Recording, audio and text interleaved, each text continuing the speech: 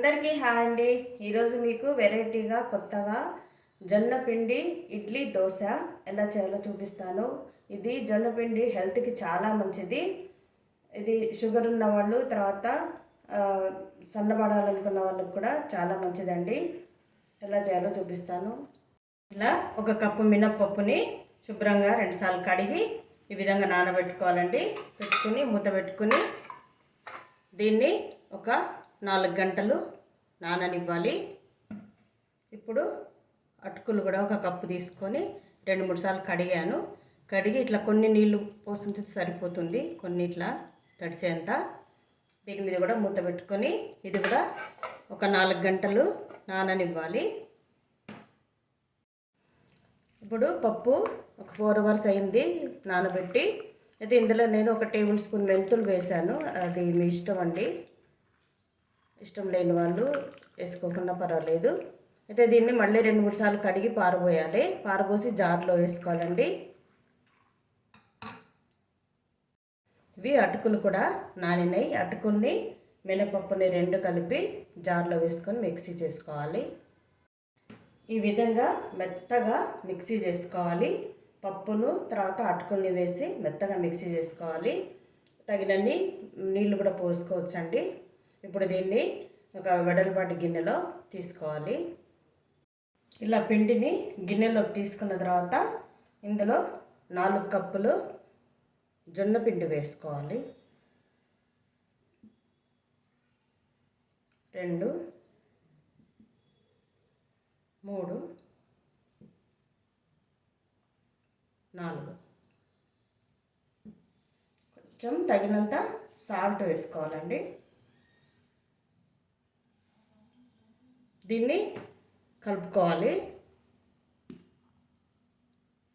ఇలా కలుపుకున్న తర్వాత ఒక పూట అంతా ఫర్మెంటేషన్కి వదిలేయాలండి.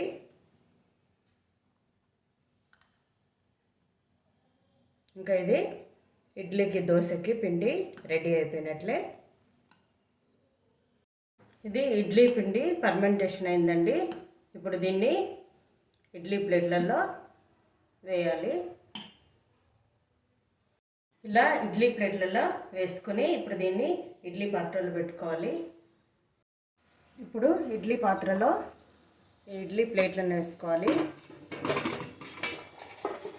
మూత పెట్టి ఒక 15 నిమిషాలు ఉడకనివ్వాలండి. ఇప్పుడు అదే పిండితో దోశ వేసుకోవచ్చు.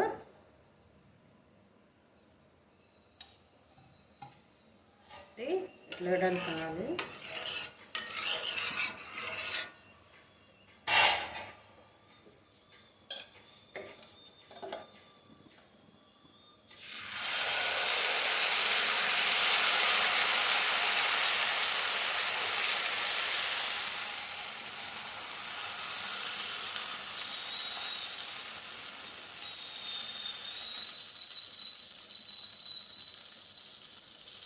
ఇలా పలసగా వేసుకోవాలండి.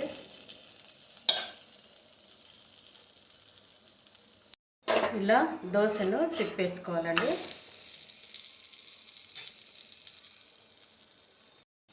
ఇప్పుడు దోశ 2 వైపులు కాలిందండి. ప్లేట్లోకి తీసుకోవాలి.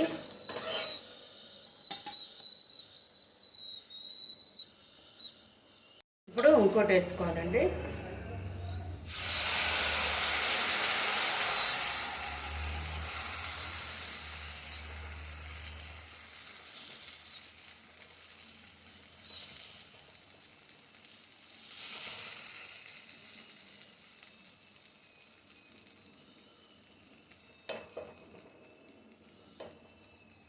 ఇలా సమంగా అనుకోవాలి.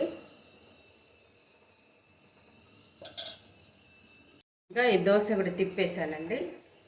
రెండో వైపు కూడా కాలిన తర్వాత ప్లేట్లోకి తీసుకోవాలి.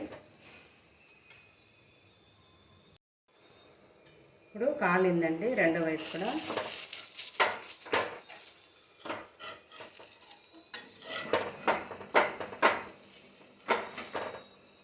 ఇట్లా ప్లేట్లోకి తీసుకోవాలి. ఇంకా దోశలు రెడీ అయినాయండి. ఓకేనండి, జొన్న ఇడ్లీ దోశ విత్ కొబ్బరి చట్నీ రెడీ అయిపోయిందండి. చేయటం చాలా ఈజీ, హెల్త్కి కూడా చాలా మంచిది. ఇది ఒకటే రకం పిండితోని 2 రకాల బ్రేక్ఫాస్ట్ చేసుకోవచ్చు.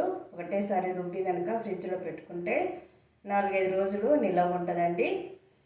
తర్వాత ఇదే విధంగా ఇట్లా రెడీ అయిపోగానే మన ఇంటికి వచ్చేస్తే బాగుంటుంది కదండి.